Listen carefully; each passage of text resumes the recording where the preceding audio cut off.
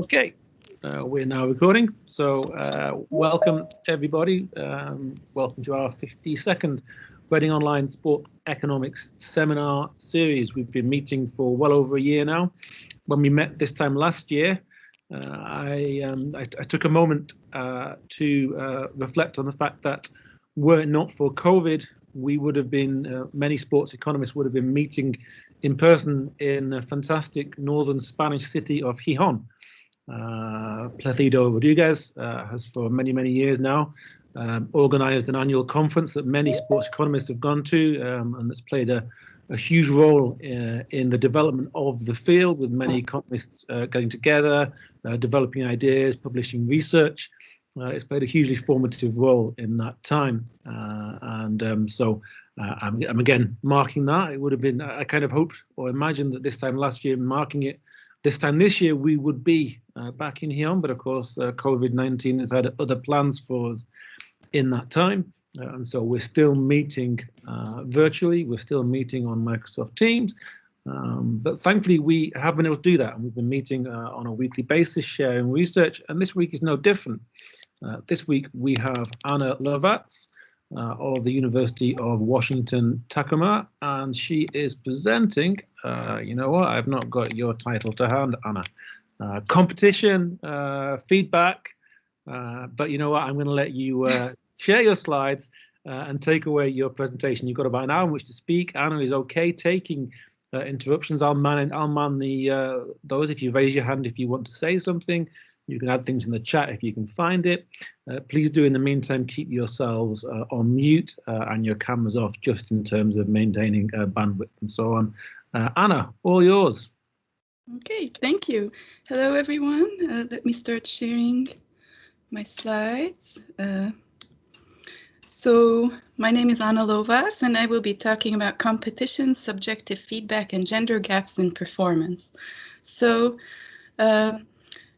our paper is actually not specifically sports economics oriented. However, when we were doing the research on this topic, we realized that most of the research on the effect of subjective feedback in economics has occurred in sports economics, sports psychology specifically. So I think it's very interesting for us to get your perspective, so we appreciate the opportunity, and I hope it will be also of interest to you at the same time. And this research is carried out in collaboration with my colleagues who are from Hungary, Poland, and Germany. So just to give a very brief overview, the question we want to answer is whether positive feedback, so things like encouragement and praise, can decrease the already documented disadvantage of women in competitive settings. And to test this, what we did was we developed a simple online game during which we have randomized treatment. And the treatment varies along two dimensions. So whether players see a top 10 leaderboard or not. This is the competition dimension. And we also vary the type of feedback that players receive. So they either receive no feedback, or they get encouragement, praise, or what we call trash talk during the game. So we compare the outcomes by gender and try to see if we can spot any patterns there. And just to preview the main results, so what we see is we do confirm the previous result that male players respond more positively when competition is added to the situation. So they increase their performance when a top 10 leaderboard is shown. On the other hand, female players do not increase their performance when the leaderboard is shown alone, but when it is paired with encouragement, then they do. So what we think the main implication of this is really highlighting the importance of individualized feedback. And we are not arguing for gender-based feedback, but what we argue is that individualized feedback can actually decrease gender gaps in certain situations.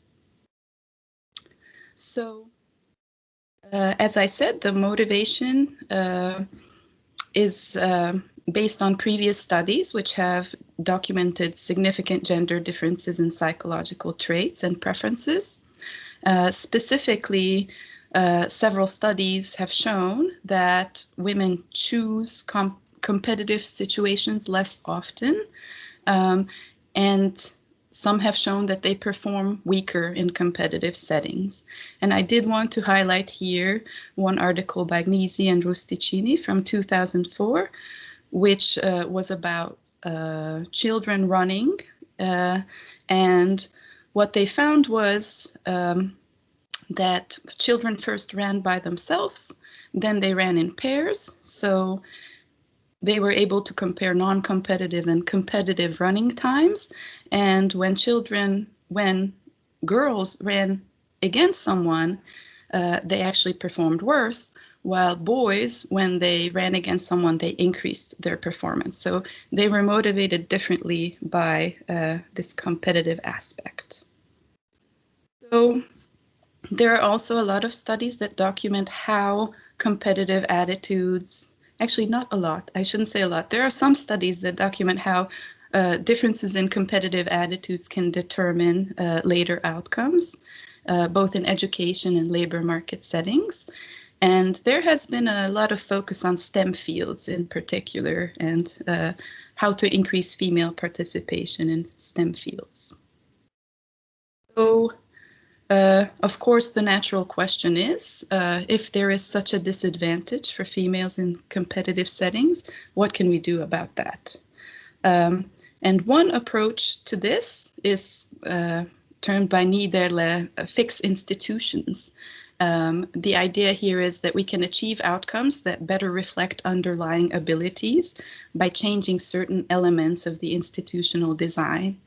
And some aspects that have been previously explored here include single-sex tournaments, where females actually performed better, quota-style affirmative action policies, and perhaps the most relevant to our research, there's been quite a few studies on the impact of giving objective performance feedback during a task, and that has been found to improve female participation in performance in certain cases. In particular, giving such performance feedback has been shown to benefit high ability females who might be underestimating their own ability. And so what we focus on is, we think of it as an extension of the objective feedback literature. We focus on the subjective element of feedback, because of course, in real life interactions, when we're speaking of a coach or a teacher or a boss, there is a subjective element to how we speak to each other. So that's important to consider. We look at the impact of positive feedback, so positive valuations, such as encouragement, which is expressing a positive valuation of what we expect someone's future performance to be, and praise, which is a positive valuation of their past performance. And so, as I said, we actually found quite a few sports psychology experiments where they have looked at the effect of encouragement on performance, but also in educational literature and human resource management. So these previous studies do highlight that the impact of feedback can differ very much by personal traits, particularly confidence level, and some have documented differences by gender as well. So really, this is our research question, as I said. Can some form of positive feedback counteract or mitigate the disadvantage of females that we see due to competition? So in terms of our methodology, we developed a simple online game, which we advertised on social media. So this is a 2-minute game, and We targeted ads at the age group 18 to 45, and we did target specific countries with our ads, in particular Central and Eastern European countries, so Hungary, Poland, Czech Republic, Slovakia were our main targets, but we do, in our sample, we do have an international participation. And so people who clicked on the link in the social media ad landed on this main page for our experiment, which included a description of the game, the shape game, which we call the shape game. And they could also watch a demo video here, and they were informed of the experimental conditions. If they clicked to play the game, the next step was a brief survey, which included very simple demographics, which we collected. So gender, age, education level, and location, where they are from, so country. And also 2 simple questions, which were meant to measure the frequency of game playing of a person. So how often do you play computer games? And also a measure of self-declared confidence in their game playing ability. And we did want to design this, so this survey didn't collect anything but anonymous data. And we wanted to design it in a way where it's not very intrusive. So we didn't want to highlight the experimental aspect of this game very much. We wanted it to be close to what you might fill out, even if you play a game somewhere else. So very simple, basic statistics. So if they filled out the survey, people then were able to start playing the game. And this is what the game actually looks like. So there's just a screen with many, many shapes moving around. So in the actual game, these are moving and bouncing off of each other. And excuse me, there is one target shape always given in the upper left corner here. And players had to click on all the shapes that match the target shape here. And once they clicked all the shapes that match the target shape, a new target came up for them. And they had a total of 2 minutes. Their time was shown here on the screen, counting down to collect as many shapes as they could. And each shape is worth 1 point. So the more shapes you click accurately, the more points you get. And so what we varied, what our treatment was simple texts and graphics which popped up during the game, actually at the beginning and during the game. And we divided our sample into a total of 8 groups, as I said, along 2 dimensions, competitiveness and subjective feedback type. And we selected these feedback types based on the previous evidence we found in all these other disciplines. So you can see here the setup. So what we consider a control or baseline group, group 1, saw no leaderboard and did not receive any of these feedback types. There were four of the 8 groups did not see a leaderboard, so they had no competitive motivation during the game. They weren't able to compare their score to anyone else. And within these 4, we had no feedback. We had what we call supportive feedback or encouragement. We had rewarding feedback or praise. And then we had this trash talk treatment, which we thought of because it is very common in online games to one paper referred to this as competitive incivility, so kind of make taunting comments about each other. And when we were actually testing our game originally, some testers told us that they miss this kind of talk during a game. So we thought we would include that as a treatment as well. And then we have the other 4 groups who do see the leaderboard in the beginning and the end of the game, and so before they ever play. And here we also had the 4 different feedback treatments, so no feedback or one of the 3 feedback types. So this is just to show you exactly what kind of messages were shown during the game, so how the treatments were given. And you can also see the timing of when they were given.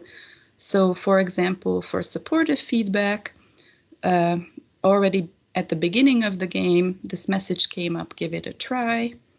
Then during the game, they saw messages like, you can do it, keep it up, great effort, and so on. And you can see for praise, these are always reflections on past performance. So great start, well done, great job.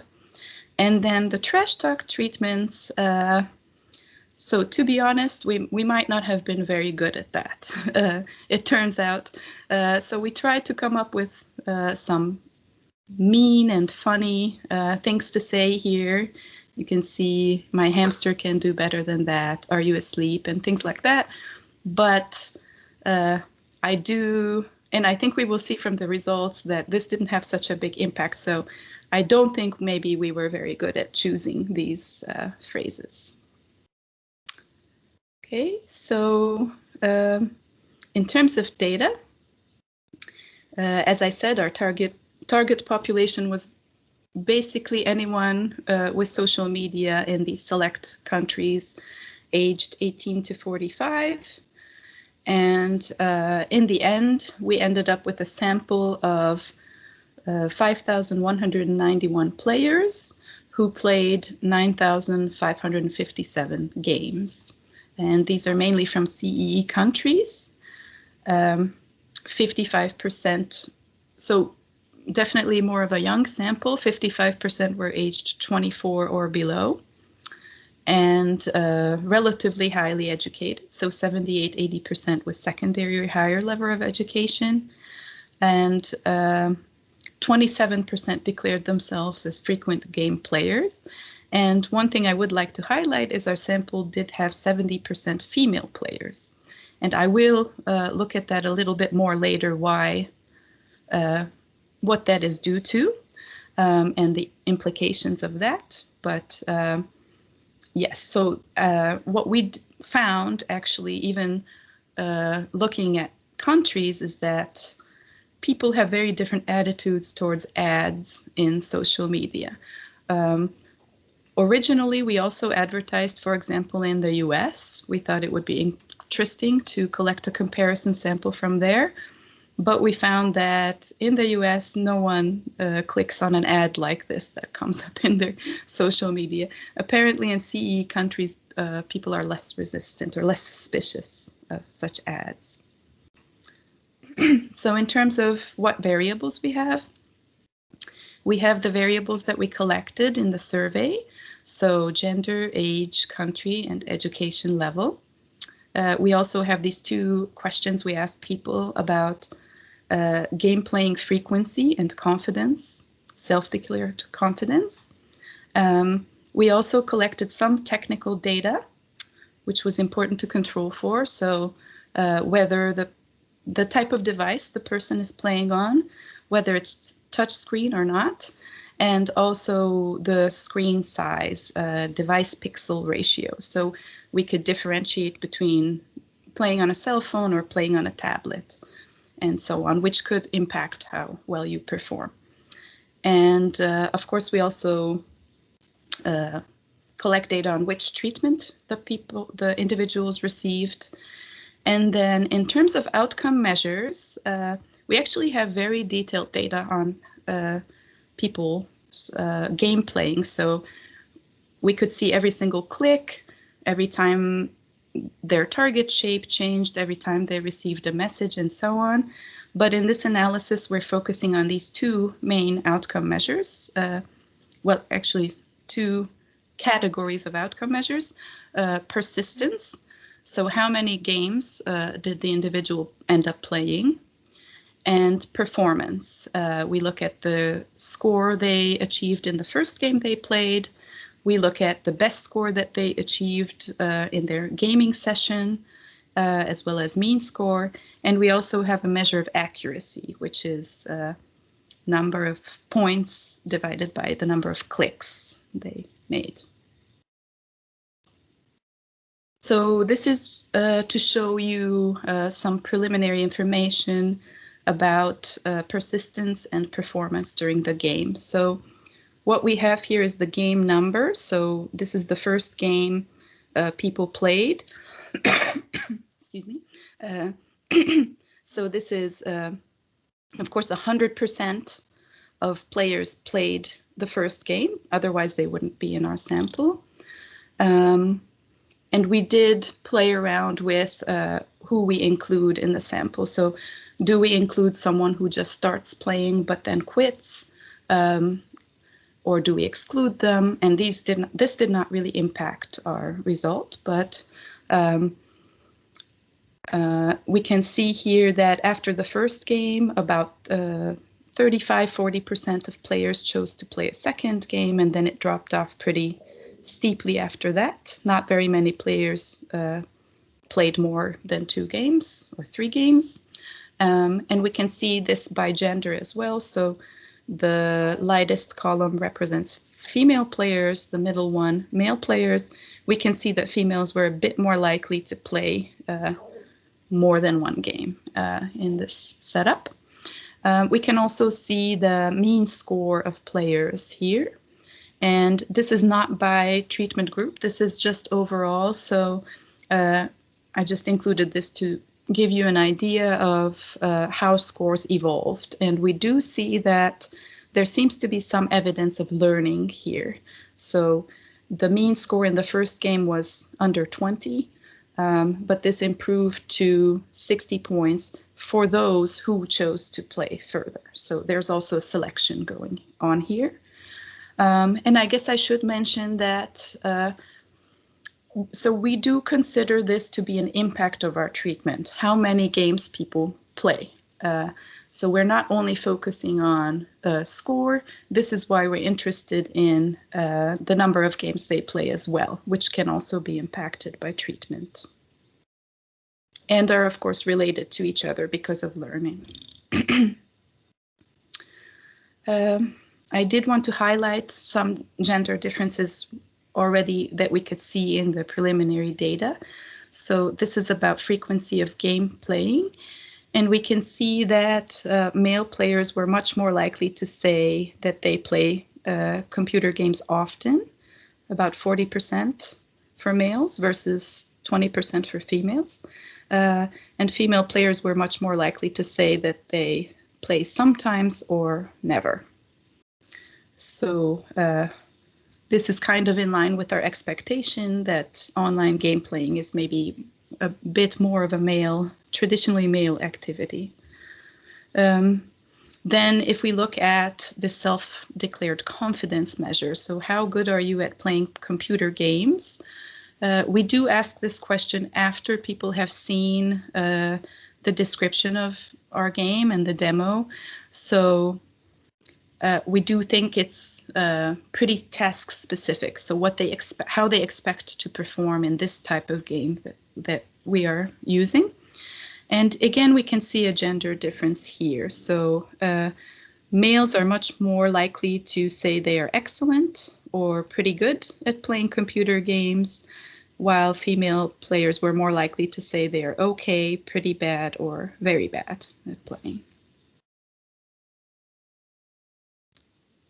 So the analysis of our results is relatively straightforward. So we do of course compare means by treatment group and do the usual checks there. But what I will show you is our results based on OLS regressions, which we specified in this format.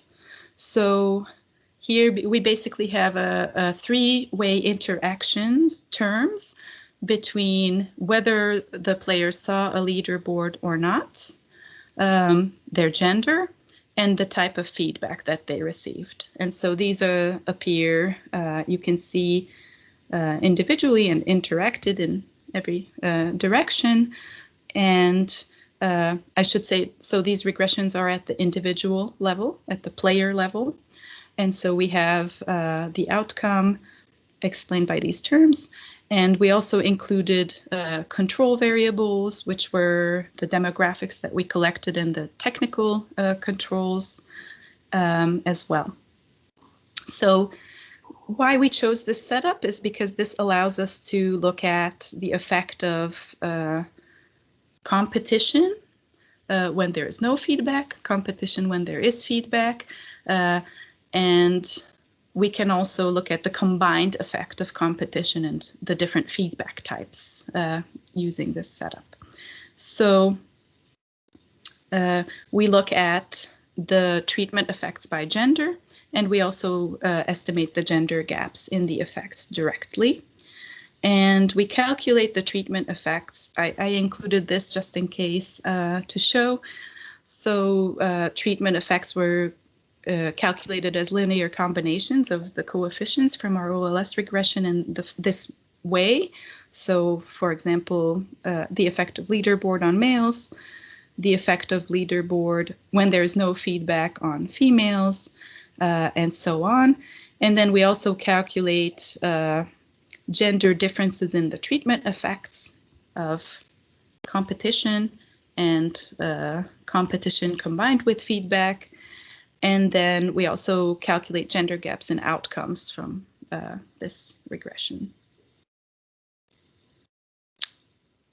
So to start with the results, I wanted to first show the baseline outcomes in our control group. So this is the group where there is no leaderboard shown, and there is no feedback, subjective feedback given.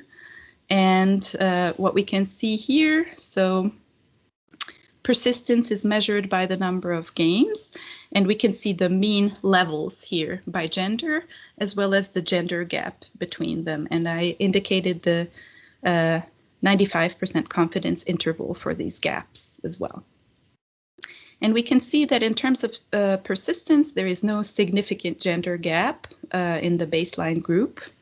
In terms of performance, however, in our sample, females do have a baseline advantage. So this might be surprising, and it's important to take into consideration, and it is probably related to the selection into our sample that we saw exists, and I will discuss later. But the females players in our sample do perform better than the males in our sample when there is no competition or feedback present. And perhaps this is not such a surprising result because previous studies have shown that males are more motivated when there's competition present.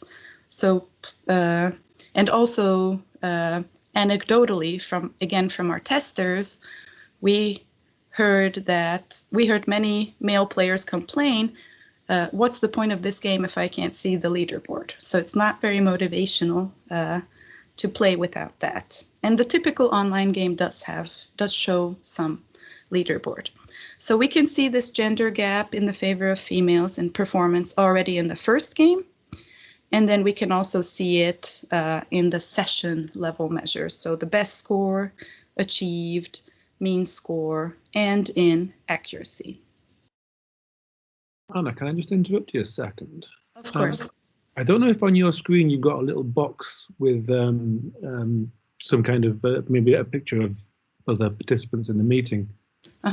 Yeah, gone. Perfect. Now you can see all your slides. So that's great. Oh, I'm sorry. I didn't realize. Ages ago. Thank you. That's great. Go ahead. Sorry. So I guess you didn't see these gaps here then, but yes. Great. Thank you. So you can see that already in the first game, there's a significant advantage for females. And also if we look at the session level measures, so the best score they achieve in the gaming session also. Yes.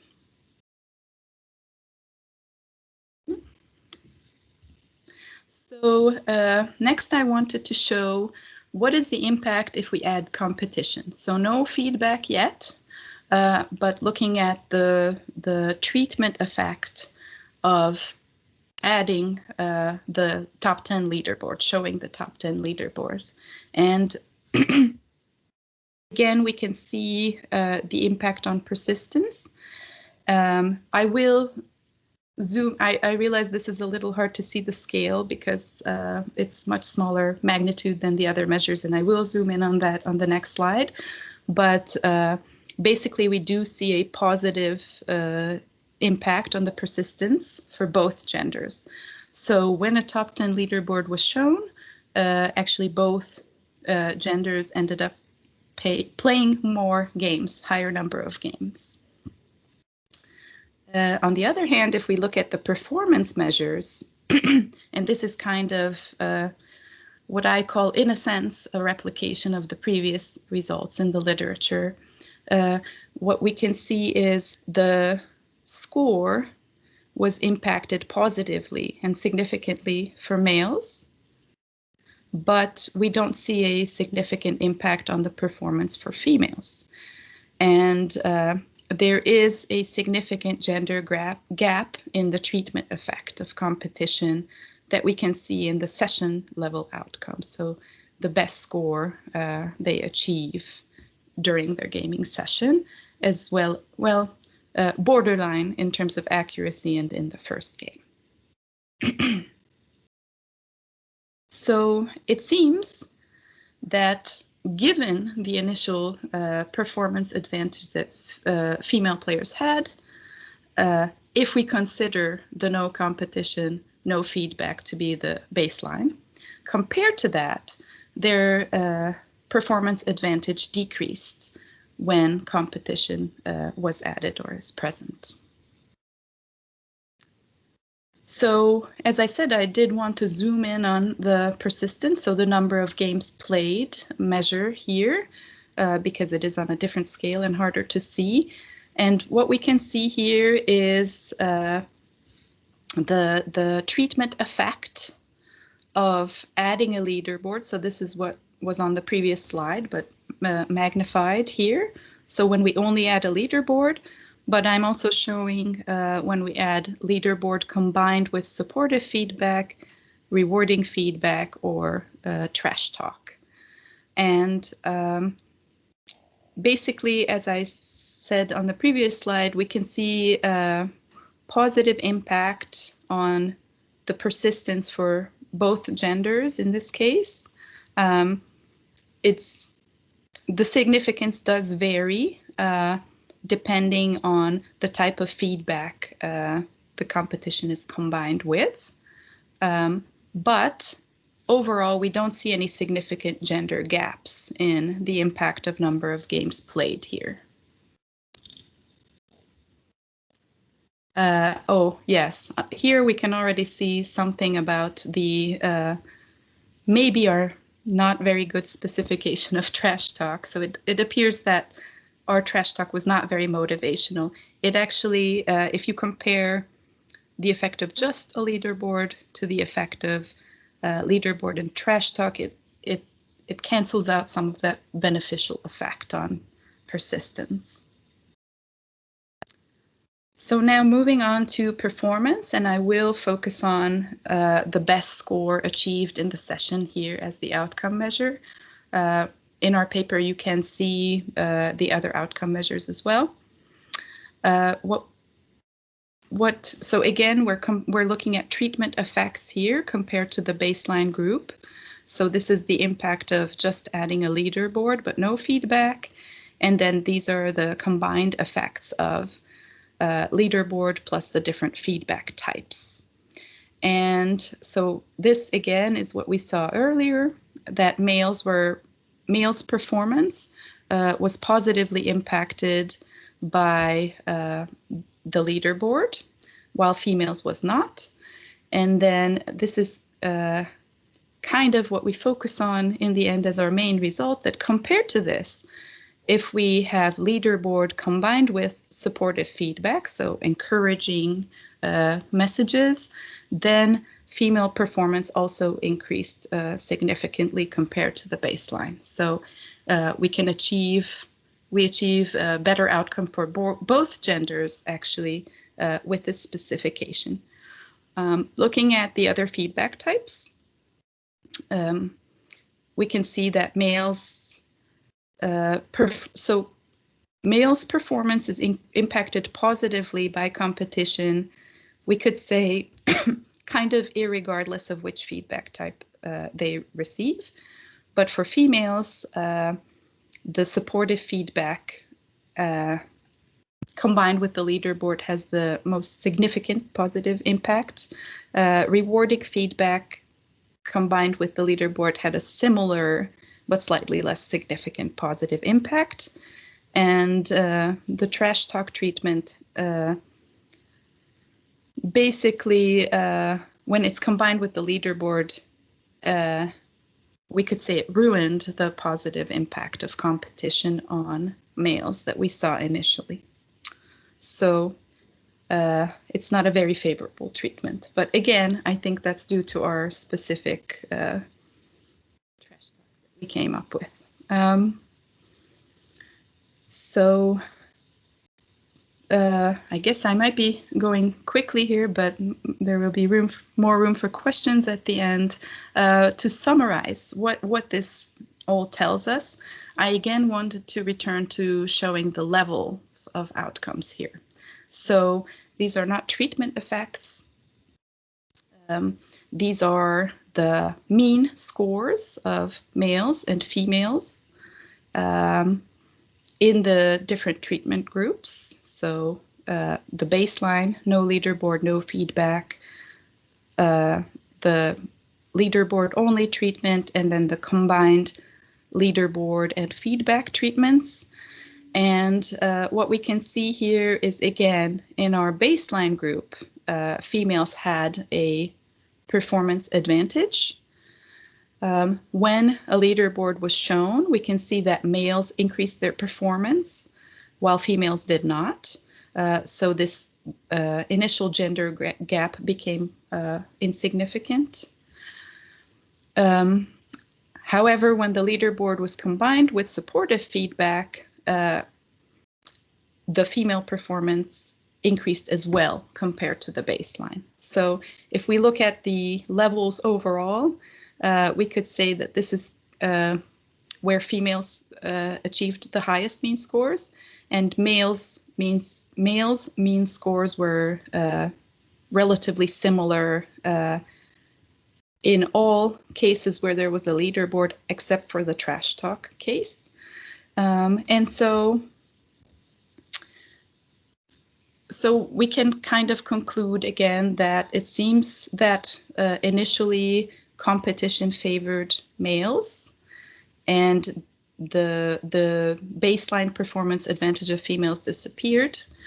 However, once we added supportive feedback to the competition treatment, it seemed that treatment benefited both genders more compared to the baseline.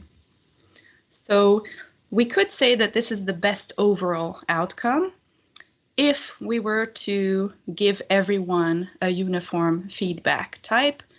This is the one that we would suggest. But that's not really what we're arguing for here. What we believe is that individualized feedback is kind of the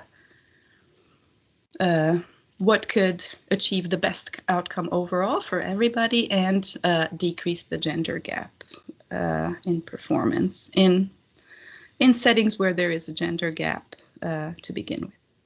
So I did want to discuss the external relevance of these results because, of course, the online game setting is somewhat different, and we have to discuss what this means. So we like to think of this methodology as a kind of lab in the field method. So in the sense that we do have experimental control, and what's important is we're observing people in their natural setting, which we think is a big strength. On the other hand, it is an in a gaming setting, so it's not directly a labor market or educational setting. We also don't have any monetary incentives, and so our goal was for us to capture real-life behavior in a task that people do anyway. So not because of our experiment, but something that people do every day. And so their motivation is whatever motivates them to play a game in the first place. But this, of course, might impact the external relevance of our estimates as well. But we would like to argue that on the other hand, the fact that we are observing people's real-life behavior is a big strength of the method that we used here. So there's really a low cost of participation. Participation is anonymous in your home or wherever you happen to be on your device. And so we think that there's less incentives for altering your behavior compared to how you would act normally in everyday settings. And the other argument we make for the external relevance is we do believe that there are certain key traits, and we did find discussion of this in the psychology literature, which do impact you your whole life. And one of these things could be, we don't know, but it could be how we respond to, so what type of feedback we respond to the best. So what is nice about the online game setting, of course, is that we were able to reach a larger sample compared to a lab experiment.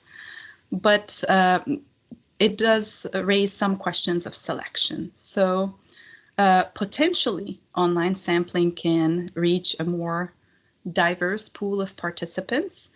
On the other hand, we do know less maybe about the selection mechanism than we do in lab experiments, simply because that has been studied more. Now, and I'll be interested to hear your opinion here, but we believe that there's no reason to really suspect that the selection issues would be worse compared to lab experiments, particularly because this activity, participation here does have a very low cost. So really it's just a matter of a few minutes that you spend on your device. You don't have to travel anywhere and things like that. But as I showed in the beginning, there is a gender imbalance in our sample.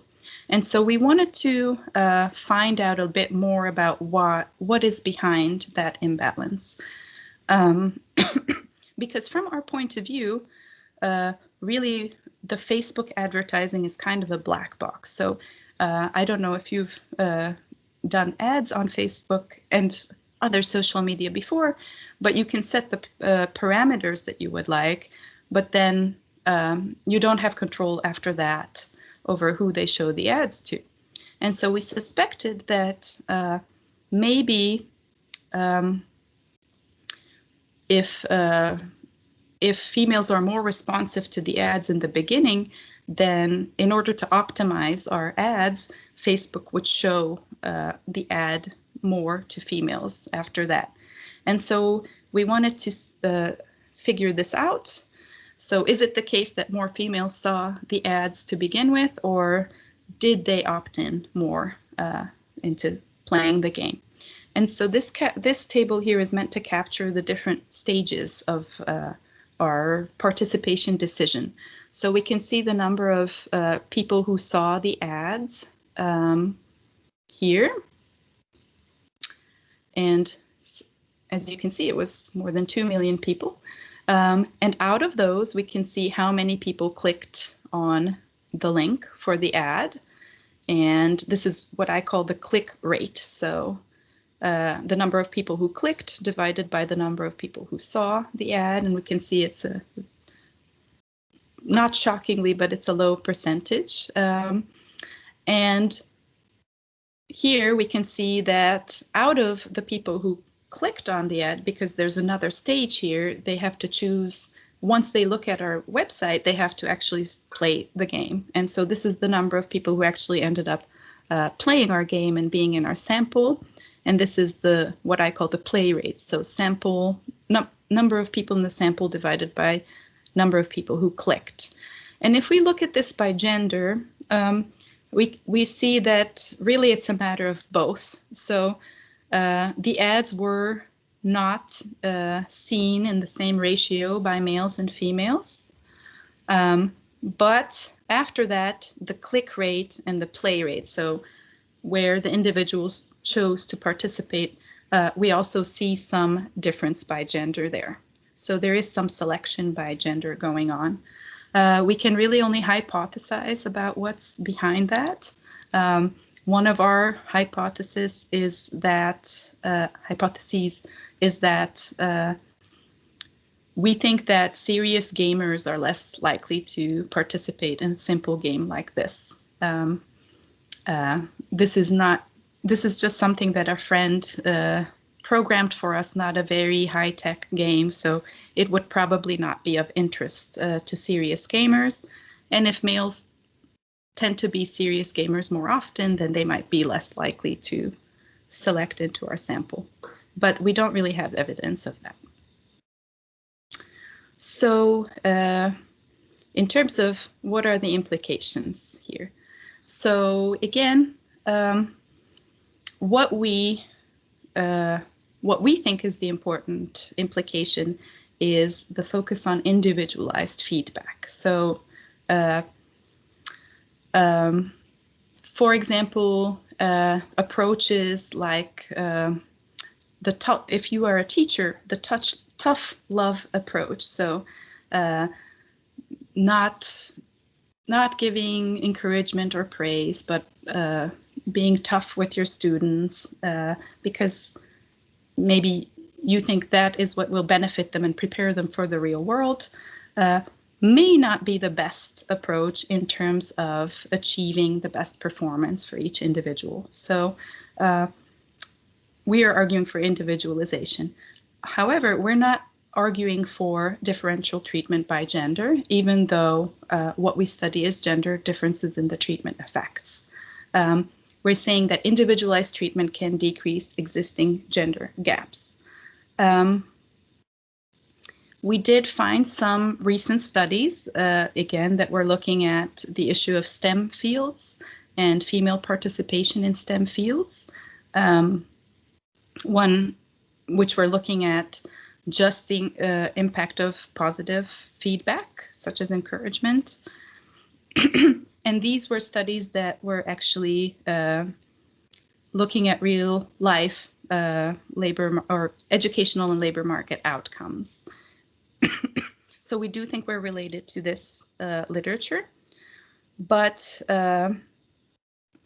one thing that came up during the pandemic, which we didn't expect earlier, was the relevance of our results to educational methodology. So I don't know where you are, what the situation was during the pandemic, but here in the US, many children have been in online learning since last March. And so there's been a huge development in the field of online educational software. And one thing that we saw is that there is a boom in so-called personalized online tutoring or learning systems, which are basically adaptive software that collect data on the student as they are working through the material and make the material harder or slow down the pace of learning and things like that. So these are really a future direction for educational software that will allow more personalized feedback. And so this is one application of our result that we think might be very interesting in the future. I did put sports with a question mark because I think in this setting we could discuss that. But what's interesting about that is that sports, of course, most of them are separated by gender to begin with, right? So the application is a little bit different here if males and females are not competing against each other. As I mentioned on one of the first slides, some previous studies found that female participants did do better in single-sex tournaments. This improved their performance, and so maybe it's an interesting discussion to have how that relates to sports. So I said that we don't suggest targeting by gender, but that raises the question then what should we be targeting the feedback by? So we can say individualized feedback, but how can we be more specific? And again, I thought it was really interesting because we kind of dug into the literature on educational software development. Excuse me. And we realized that there's a lot of work being done exactly on this question, which is data-driven research. So they are collecting very detailed data on students who are using these software and looking at what feedback and what the pace of learning should be targeted by. So I do think in the future we will know more and more about the ideal targeting mechanisms here. There's a lot of research being done on that. I also think that those of us who teach have naturally adapted some targeting mechanisms. So many teachers already realize that when you interact with students, different students have different needs. And so it will be interesting to see how this can be turned into algorithms. Another thing that I think would be an interesting future direction for this exact research is looking at other disadvantaged groups. So not just by gender, but racial and ethnic groups as well, and looking at how what we find applies to them. And I do think our results might be relevant because there's a lot of literature showing how confidence plays a key role in the performance of these groups as well.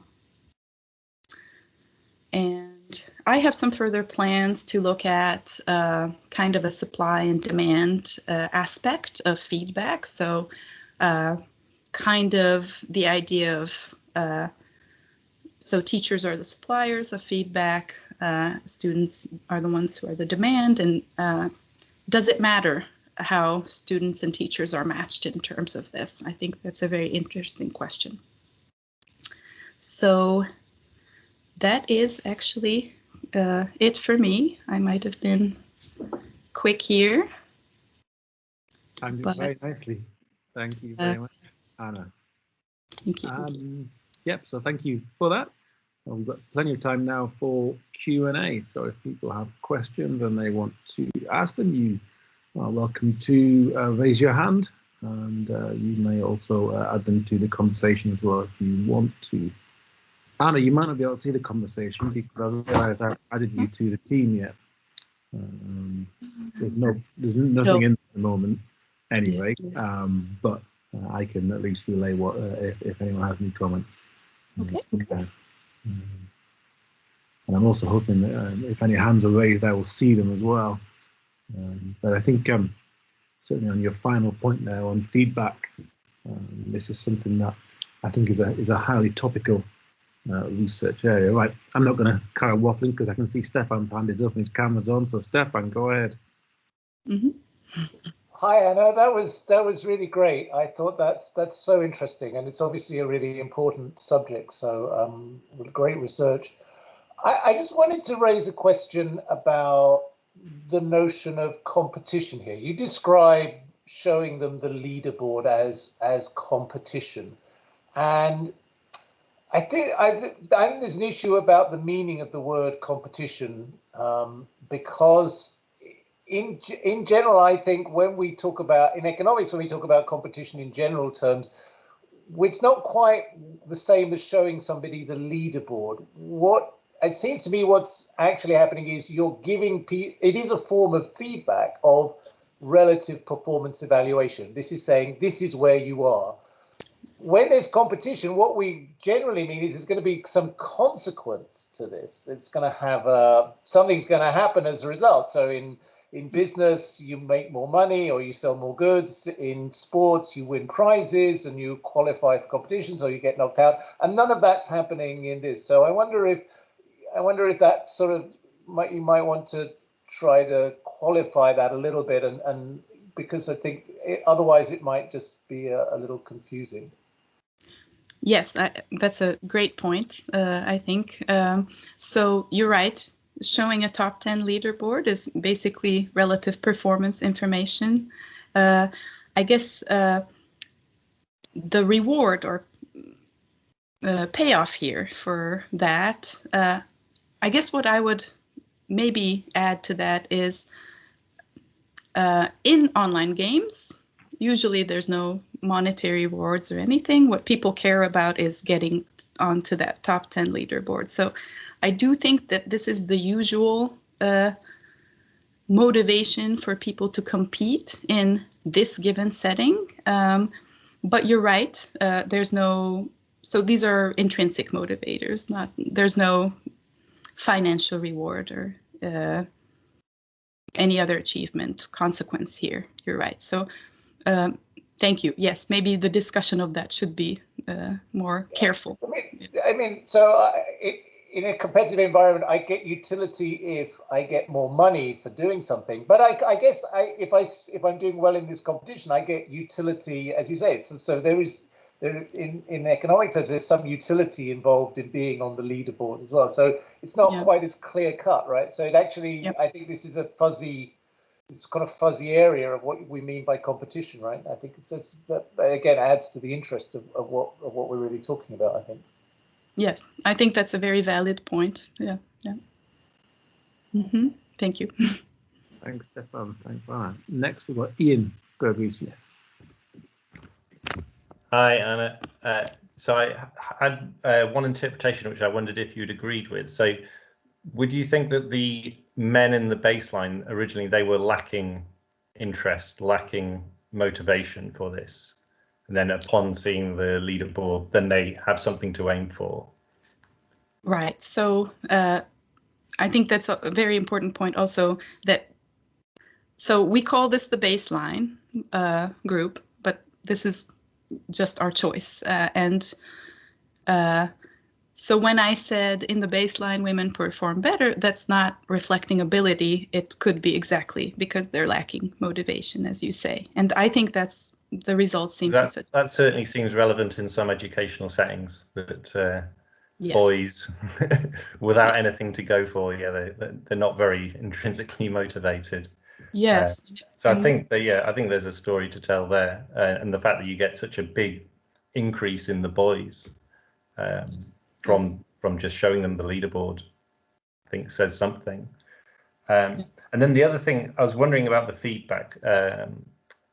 So I was trying to think of myself playing this game, and I really don't think I would, at least consciously anyway, I don't think consciously I would care if I was getting a pop-up saying, oh, I'm doing a good job, because it's from a computer. I know it's part of the computer machinery. But I wondered if I was being told, if I thought I was being told by a human or somebody that I, like with the teacher-student relation, somebody I respect and somebody who's knowledgeable, then that feedback's going to have much more weight and power. And I wonder if this experiment can be adapted to incorporate some element of human feedback rather than like a computer one in the future. For a different paper, perhaps. Yes.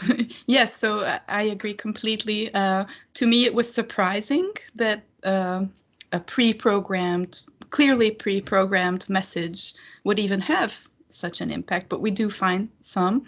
I think you're right that real life interaction, longer term real life interaction with higher stakes, I would expect the impact to possibly be larger for, of course, that's just speculation, but I agree that would be interesting to test. And I am working on trying to run some experiments at the university to try to capture that. Yes, yes. So I was thinking in particular with the trash talk. So trash talk from a human can be particularly brutal.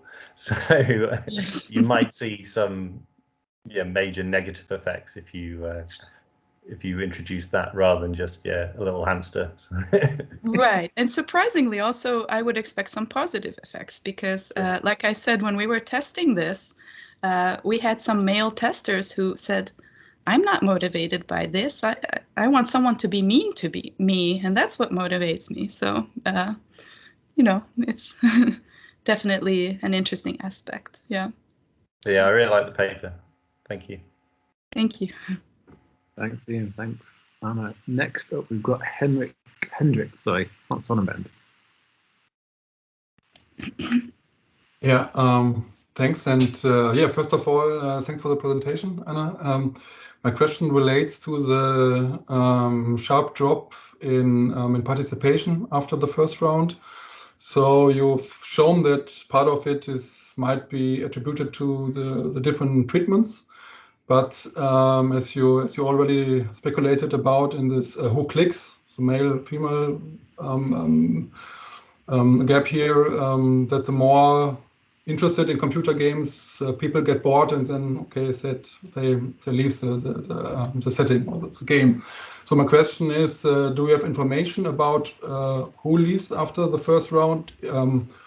For example, this could be the younger participation, or this could be the more able participation. How does this might affect your treatment effect here? So we did look at the variables we have available and to look at who tends to play longer or leave. I can't say we spotted any clear trends there, but in terms of the impact on the treatment effect, so again, I think we do have a big enough sample here that the randomization should ensure no difference between the groups, other than the difference that is due to the treatment. So I don't think it's ruining our results. We did, again, this is why we included, for example, just looking at the first game score and comparing that. And we already see some evidence of these impacts just in the first game. But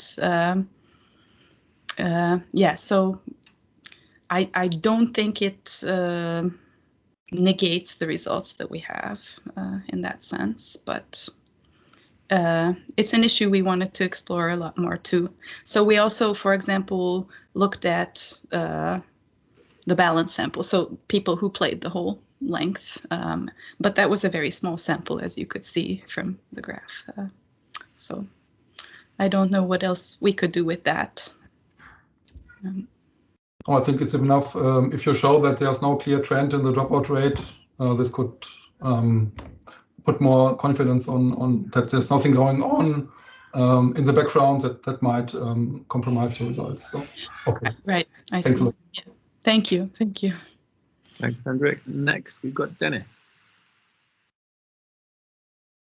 Anna, that was very interesting. I have just a couple of points that relate to what others have said. The first is about the dropouts. So it wasn't clear to me if there's a difference, if you have a difference between the number of games played and the duration of time that people play.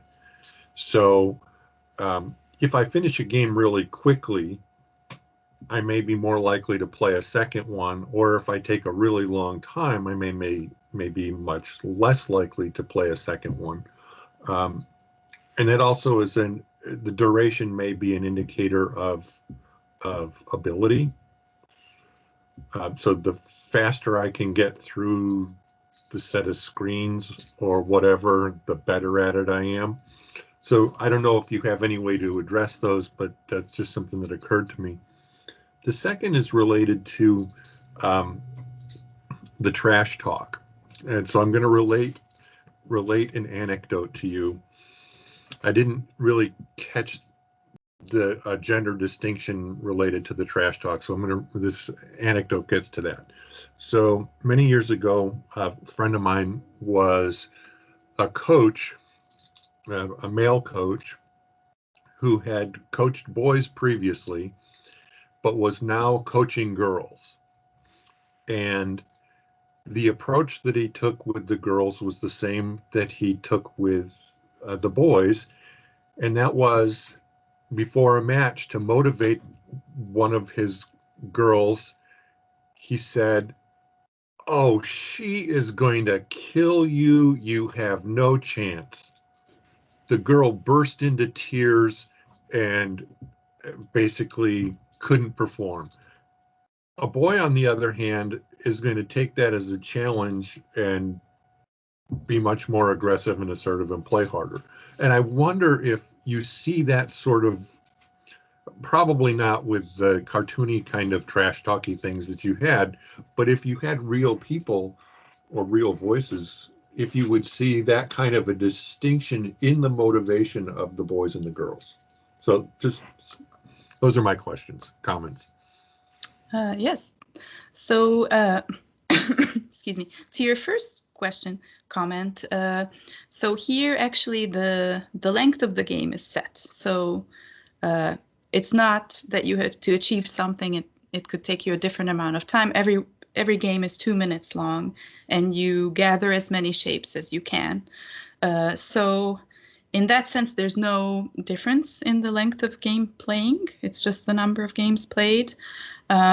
However, so it is possible that someone starts a game, clicks for a minute and a half, and then actually stops playing. And so we did play around with excluding or including those people from the sample, and it didn't impact our results. For your second question, so yeah, again, yes, I mean, I do think that it's based on what we see here and based on what we heard from the testers that I mentioned. I do think there might be some average gender differences in the response to, I don't know if we would call this trash talk, or someone has called it competitive incivility, or this kind of motivation by, let's say, negative feedback. But of course, I want to highlight that I don't think that this is necessarily, so I don't want to generalize too much at the gender level either.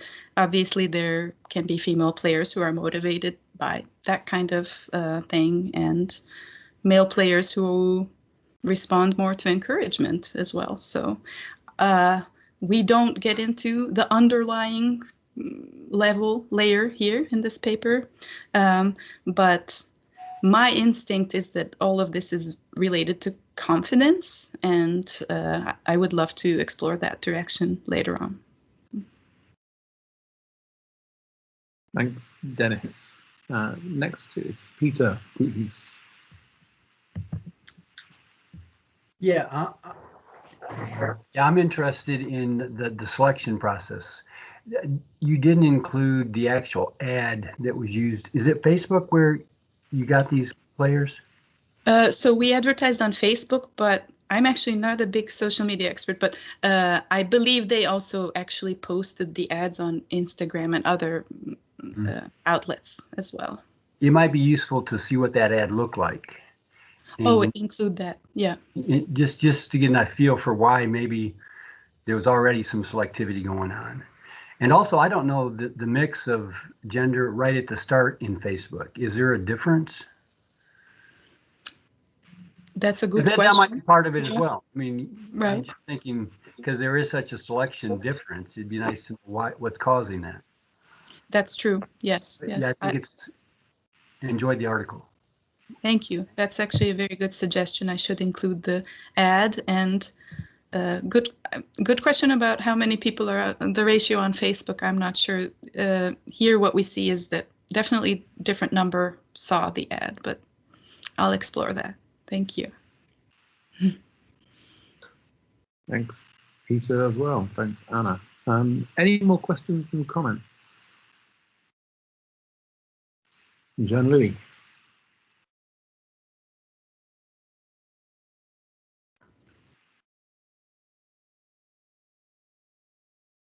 Can't hear you, Jean-Louis.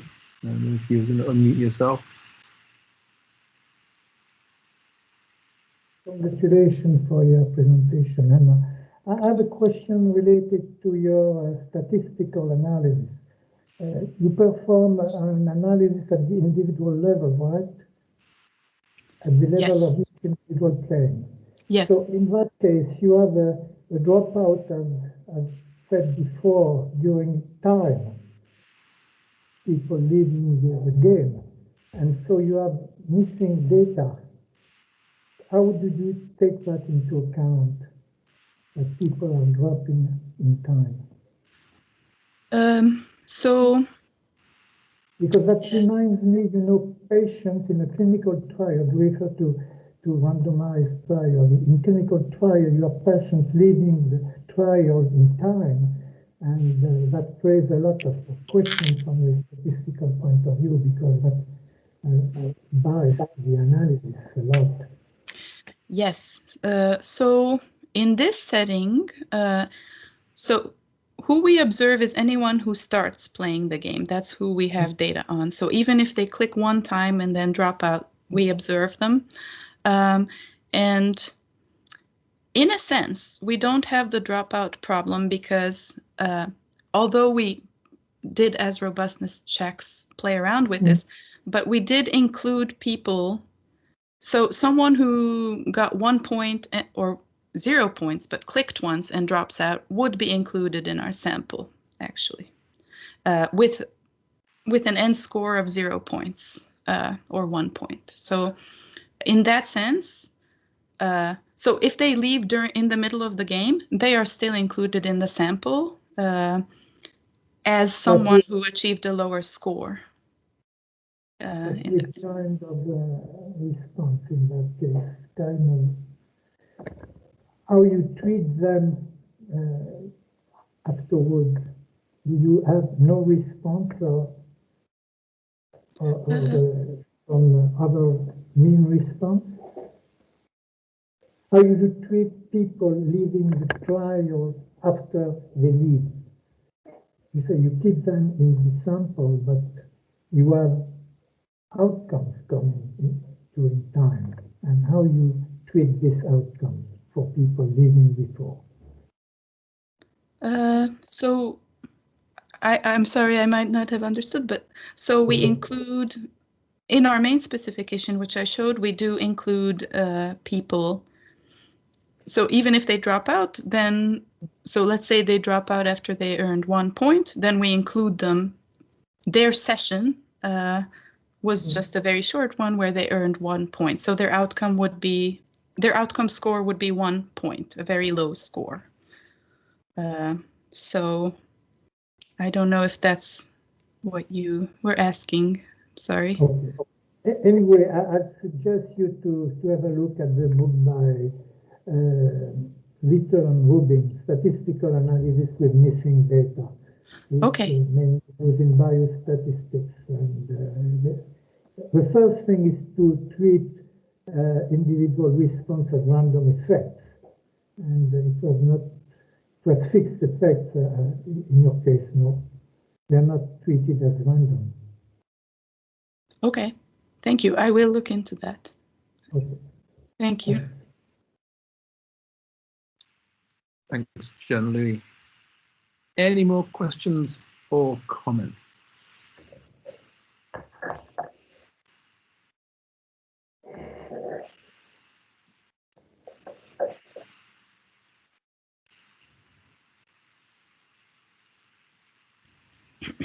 Okay, well, in which case, I going to say thank you very, very much, Anna. That was a really interesting talk. Thank you. You mentioned feedback at the end and doing more research on feedback. We'll be keen to know about that, because this is one of the things that we're most concerned about as a university, is student feedback, because we're always told that we don't do it very well. And so we'll be certainly keen to know the results of your further research in the whole area of feedback. Thanks everybody for your participation. Thank you for the questions, comments, and I'll leave you by pointing us forward to next week. So in a week's time, May the 14th, we'll meet again same time, and we will have a talk by Ian Gregory-Smith of the University of Sheffield on discrimination in employment retention, lost career earnings in the NFL. And so I will wish you all a great weekend. Thank you again, Anna. Thank you everyone for taking part, and see you again soon. Thank you.